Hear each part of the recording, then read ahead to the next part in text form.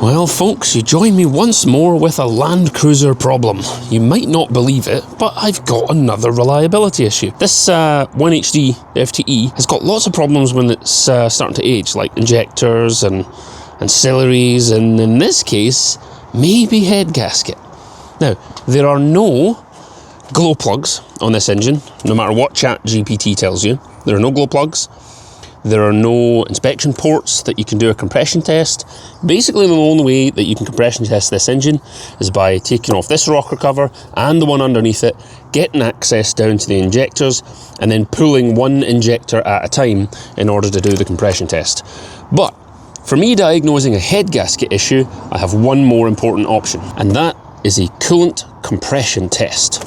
So the cooling system here, pop this off, stick it there because I don't mind it getting wet, fit my kit on there and then leave it overnight and see if the pressure drops. Now in this engine there should be no reason for the pressure to drop unless I have a crack in the head gasket or a crack in the block itself, the head itself. I'm definitely going to make a mess here, so I've put down some towels. This is the compression tester. Well, it's not compression tester. Let me get you the actual name. This is a Sealy version, a cooling system pressure testing kit. Comes with a whole bunch of different fancy nozzles for various cars, some with screw-ins, some with nothing at all, some with little plungers, and in fact this is the one that I need. So it's got the same two steel tabs that the factory has. Spring in there, spring in there. So that's the one that I need. Find the metal tabs, there you go, that's better. So that's now locked in absolutely tight, can't go any tighter. And I've got an air line fitting on the top here. And the kit comes with a plunger. I fit that on the top here. And then I pump up the pressure, which I think in my case is going to be 1.1 bar. I'll just Google it to check. Push the plunger down a few times and get it up towards 1 bar. It's a little higher. It's 1.2 bar. Now let's see if I can time lapse this gauge. Checking in after 3 hours, probably sitting about 14 psi now. 1 bar. It is 0 degrees, it's 11 PM, I am drunk as a skunk, and it is time to see, what do we got here? 0.8 bar, maybe 12 psi. There's not really a good reason that should be coming down, so that looks more and more like a head gasket with every moment that passes. We will find out in the morning what it comes down to. Well, it is the following day. It is now 4 degrees, 3 or 4 degrees, and the good news is our pressure's dropped from 1.1 bar to around 0.85. It's probably not a head gasket. I would expect a much larger pressure drop, which means it's probably going to be my injectors.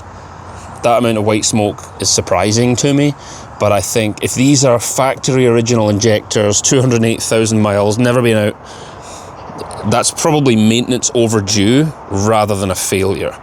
But getting to them is a real pain because everything has to come off. Crossover, EGR, coolant system, injector pipes, 2 rocker covers. You've got to go deep in there. I've done it before, but it's not pleasant, and it's certainly not pleasant in January. But I don't have a smoking gun here. That's a pressure drop of 0.2, 0.3 bar over the course of 22 hours. That's not a smoking gun, so it's probably not a head gasket. If it's not, brilliant, because that means I'm not looking at £8,000 for a rebuild. I'm looking at closer to 2,000 for new injectors. I really view this as good news. Pressure test wasn't flawless, but it was within the realms of sort of normal levels. 0.2, 0.3 bar over the course of a full 23 hours, 23 hours. It's fine. That hasn't given me smoking gun evidence that I've got a head gasket failure. That's really good news for me, because I can't fix a head gasket, but I can fix dodgy injectors. I've stripped them before. I'm also going to start the engine because it's a cold day this morning. It's one of the coldest days of the year we've had.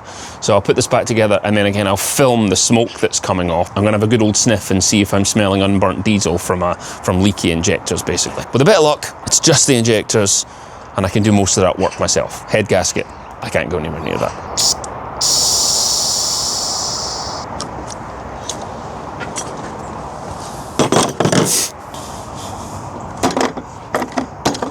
think I'm probably overdue a new radiator cap as well. I think you can get polished and billet ones, so I'll have a look.